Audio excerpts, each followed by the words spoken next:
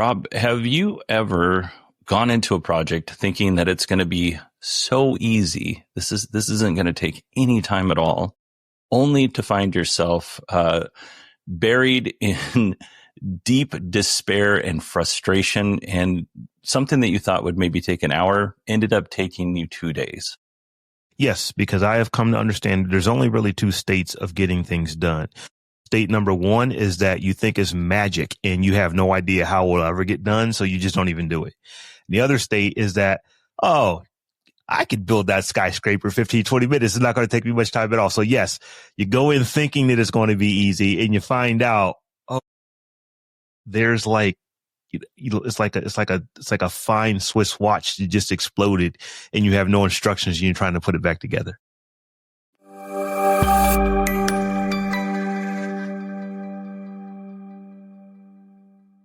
We didn't talk about how we were going to start this episode, but you gave me chills because that is exactly how I see every problem. Is this isn't going to take me any time at all, or I have no idea how I'm going to do this. Right. There's no in between. No, there is no in between. It's one or the other. It is a binary choice. You've completely summed up my adult life. But for today, I want to tell a story where this happened to me. The very first time, Rob, it was like just a couple months after we met. I created a Thanksgiving episode for Kilowatt where we play a Jeopardy game, and it's just, it's supposed to be fun for the holidays. And on that particular episode, there was me, you, Steve Sheridan, Allison Sheridan, and then the Jeopardy board, which was a screen share. It had all of our audio. It had sound effects, and I had to edit that in a relatively short amount of time. And I even procrastinated because this is one of those where you're in between. This isn't going to take long, but I don't know how to do it moments.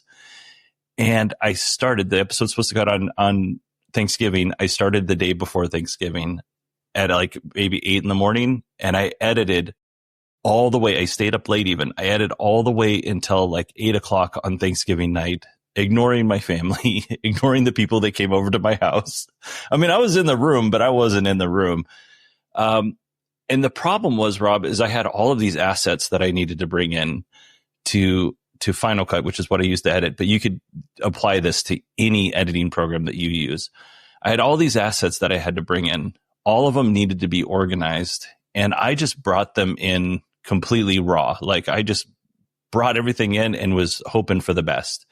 And because of that, we're talking about an hour-long episode with all of those people, all of that sound, and all of those little fun additions that you make to make shows entertaining. I didn't have any organization for that.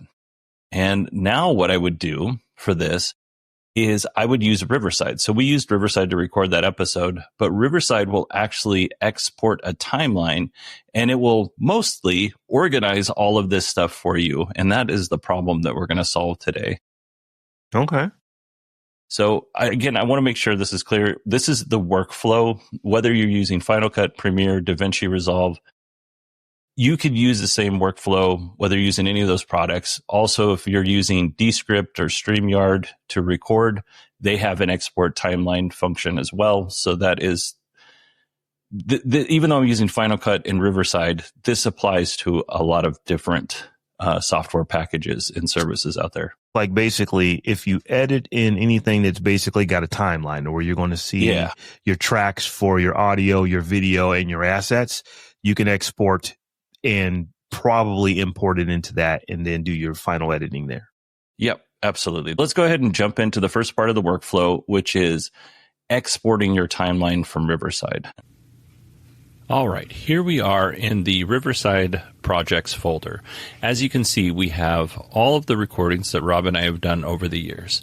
For this example, I'm going to look for a recording that has Rob's video and audio, my video and audio, and then a screen share that we did of, in this case, our podcast notes. So we have 3 different video files and 2 different audio files for this example. So I'm going to select on this one right here. On this screen, we're just going to select Edit. And that brings us to the Riverside editor. Now, normally I don't do anything inside the Riverside editor, but I want to call your attention to the timeline, which is down at the bottom of the page. If you look, you can see that there are chapter markers. So chapter 1 is soundproofing and studio setup, and chapter 2 is podcast promotion strategies, and so on and so forth. If Rob and I were to talk about something that I thought might be important and want to highlight it, or maybe I wanted to cut that out and make a social media clip, I can actually drop my own marker in to Riverside. And then when I export this timeline to Final Cut or Premiere, what's going to happen is all of these chapter markers and comments and markers that I've placed in the episode, those are going to transfer over to Final Cut. So what I want to do is I'm going to click on Export and show you that now. So you'll be presented with a couple of different options: video, audio, and timeline. We want to choose timeline for the format. If you're working in Premiere, choose Premiere. If you're working in Final Cut, which I am, we're going to choose Final Cut. We also want to include comments, markers, and chapters. And then we're going to export the timeline, and this takes just a few minutes for it to export the timeline. Okay, now the file is ready to be downloaded. It is actually going to be downloaded in a zip file. So I'm going to name this Riverside Export Timeline, and then I'm just going to hit save. All right, Rob, so that is exporting from Riverside. I don't think this is too difficult. I think this is pretty straightforward. So buddy, let me stop you and ask you a question. You can edit in Riverside.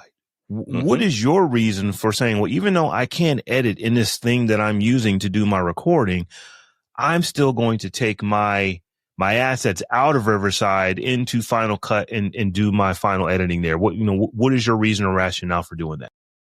There's two reasons. One's irrational, which is I like to have all of the control. And the second is I'm often not editing at home. I'm usually editing on the go, whether it's in a coffee shop or at work, which we have garbage internet at work, or in my car. So for me, I need to have reliable internet to be able to edit inside of Riverside, and I don't always have reliable internet.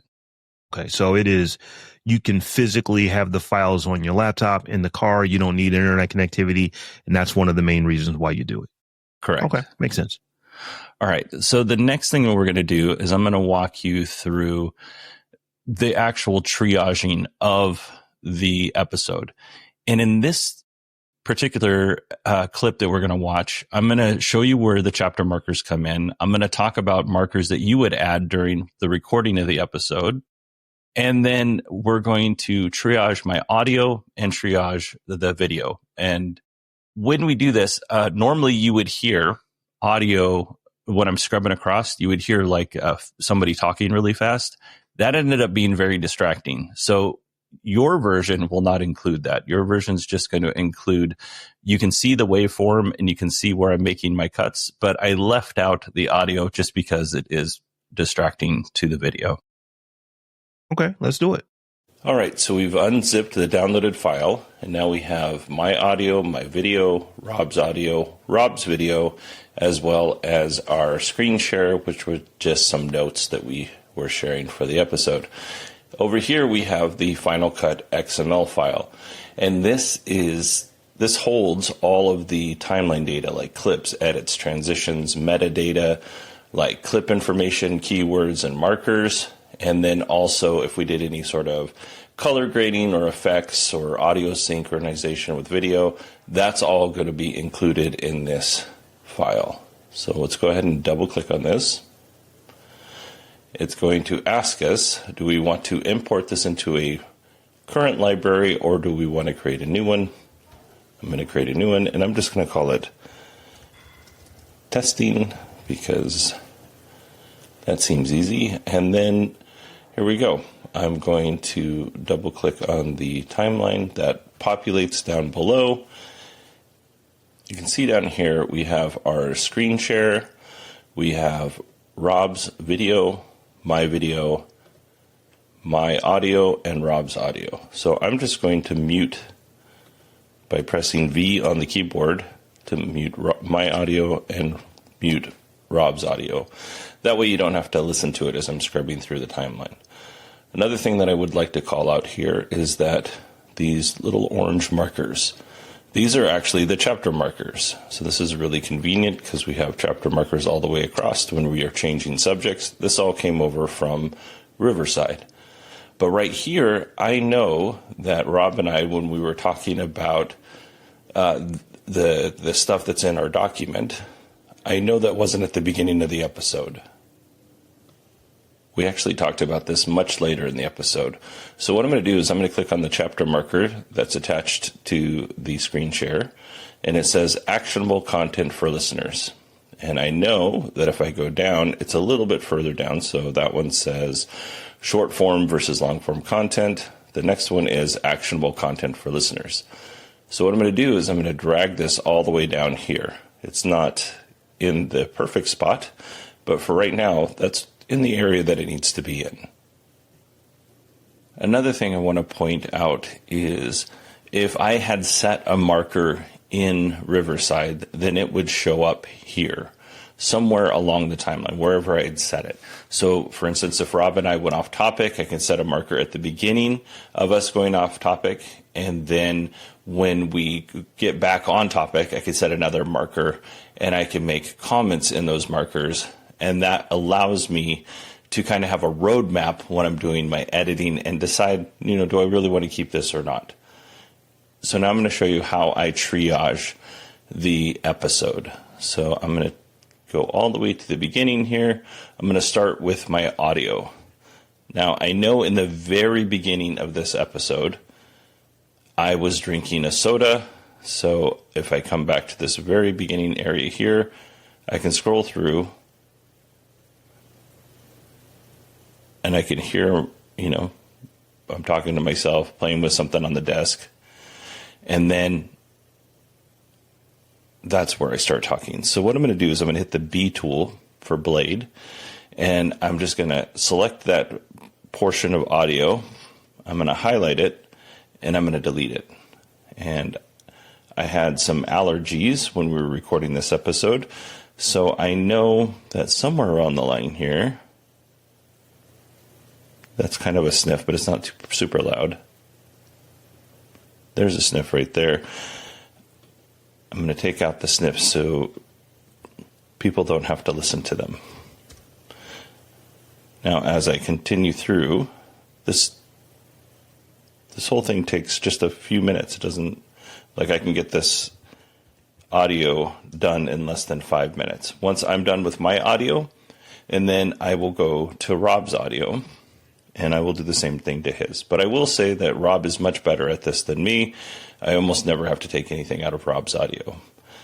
The next thing I'm going to do is I'm going to triage the video. I'm not going to do the whole episode with the audio because that might be boring for you folks. So I'm going to triage the video. So you notice that Robb is up top. He is the only person on screen, even when I'm talking. So what I'm going to do is I'm going to go back to the Blade tool again with the B. I'm going to select at the beginning of my waveform, and I'm going to select at the end of my waveform. And then I will highlight Robb's video, and I could either hit V and mute it, or I can delete it. In this case, I'm going to delete it. So I'm just going to check the beginning to make sure this comes in where I want it to. And then I'm going to check the end and see if I'm happy with the way this comes across. And I am. So I'm going to go back to this other section over here. And this is where I'm talking. I'm going to do this just the same thing again. I'm going to select B, select Robb's video, go to my waveform, select B again at the end of the waveform. And then I'm going to... I'm going to push this out a little bit, and then I'm going to delete it.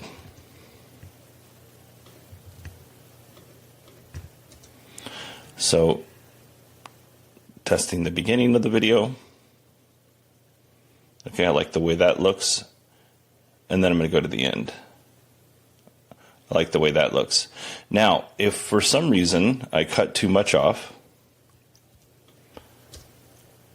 So I'm still on camera when Rob's talking. These are non-destructive edits that I'm making. So I can just pull Rob's video back to where I think it's going to work the best and then play it again. And that's it. And I'm going to do that same thing all the way down the timeline. I'm going to mute the video here for just a second. And then when I get to the screen share, I'll just wait till it's most appropriate wherever it is in our conversation, and I'll move the screen share to where it needs to be, and then I'll cut it depending on what we're talking about. And you'll notice here there's a lot of dead space at the end of the episode. I'll just go ahead and get rid of that. All I need to do is a Command-Shift-B, and that cuts all of the tracks at that moment, and then I highlight them, and I can delete it. And that is how I triage each episode. All right, Rob. So that is the whole process for triage for me. And like I said in the video, this only takes me 10 minutes, and then I'm able to concentrate on the fine tuning after that. I don't have to, go through, watch the video, make a cut, and then think, oh, do I want to keep this or not? Like once I get that rough triage done, then I'm able to sit down and actually pay attention to the content. And I think that's really important, because if you're trying to edit while you're trying to pay attention to the content, sometimes that could be very overwhelming. So by getting that off of my plate early on and then just concentrating on the content, I think it produces a better product. So, Bodhi, how much time would you say this saves you if you were to have to do this without actually using the timeline export from Riverside, and you just did it the old way that you did that show for Thanksgiving? How much time are you saving yourself by being able to export the Riverside timeline? So this episode was about 42 minutes long, and I feel confident in saying at least an hour and a half, if not 2 hours. So you saved 2 hours. Yeah, because going through this, I'm going to go through it. This is how I edit. And this is maybe not how everybody edits. I used to go through it and edit as I went, and then I would go through it again and edit for content, right? So I'd basically watch this episode twice. Okay. And that was not a good way to go. And because these are non-destructive edits, I'm able to just go through and willy-nilly cut without worrying too much about not being able to get that back, because it's all still there. You're just not seeing it on the timeline. So yeah, and so what would you say your total edit time is? If you're saving 2 hours, what is your time now that you are taking to create that 42-minute video? I could probably do this in an hour and 10, hour and 20 minutes. So you're cutting out 60%. 66% of the time that it takes you to edit simply by being able to export a timeline. Yeah. And I will fully admit that there are plenty of things that I could probably doing to be even more efficient than that. But if you're just starting out and you're trying to figure out the tools, you're trying to figure out how to edit, how to properly cover up a mistake and all that other stuff that happens when you're brand new. That's a lot of cognitive load. And it is exhausting. And again, it goes back to, oh, did I cut that one part out because we made reference to it over here now? If I don't have to have that cognitive load on there, it's not so much. I mean, I'd love to save the time, but for me, I want to create a really good product. And for me to be worried about where I need to make my cuts while I'm paying attention to content, it just adds confusion and unnecessary frustration. Mm-hmm. No, it makes sense. And I'm not an editor. I have just been playing around with, I want to do a YouTube short, or I want to do maybe even some 7, 8, 10 minute longer form stuff. And before I go hire somebody to do it, at least let me know what it is that I'm hiring them to do. So I've been playing around with editing tools, and you're right. It can be very, very time consuming. I can edit audio probably at 250% speed of the actual audio itself. I've been doing it so long. I just, you know, I don't even need to listen sometimes. I can just look at the waveform and just kind of know. But that's because I've been doing. You know what's an and what's not an Yes, exactly. I could tell when somebody sneezes. You just know what those things look like in the waveform. But that took 20 years to get to where I could do that. With audio, I don't have any knowledge about editing audio other than like using like Movie Maker back in the day from on a Windows PC. It's just, I've never been into, I've said audio. Yeah, definitely meant video. I've just never been into doing any type of editing a video. So now when I do it, these kind of tips and tricks, they absolutely help you speed out. And that's one of the reasons why I never got into it. It's so time consuming. It was, for me that, that juice just was not worth the squeeze of the amount of time that it took. But this seems like if it's saving you 60 to 66% of your time just by exporting a timeline out, that is pretty impressive.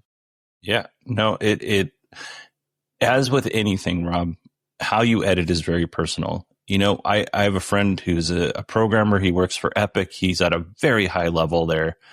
And I said, how do I do this? And he goes, it depends not on just what you want to accomplish, but how you're going to program all of the stuff in front of that, right? And that same thing kind of applies to how you edit. So all of this is personal to you. So you can take something that we talked about today and you can add that in, but maybe all of it doesn't work is what I'm really getting at here. And that's okay. And we would like to hear back from you. How do you edit? How do you make things more efficient? And that just kind of makes us all better. All right. Rob, why don't we end that here? Where would people go to support the podcast if they like what we're doing? Everything is beyondthepost.fm. So if you head over to beyondthepost.fm, you will find a little landing page where you can find us on Patreon. You can email us, all that kind of stuff. So just beyondthepost.fm. That's how you're able to find both of us. Perfect. And you can email me. It's Bodie at beyondthepost.fm and Rob's with 2 B's. So Rob at beyondthepost.fm. That's right. Perfect. All right, Rob. I think we did a good deed today. Someone will be blessed by this because I'm telling you, man, you save somebody a couple hours and it takes you 3 hours and you save them 2. They are going to be very happy. Absolutely. All right, everybody, take care and we will see you next time.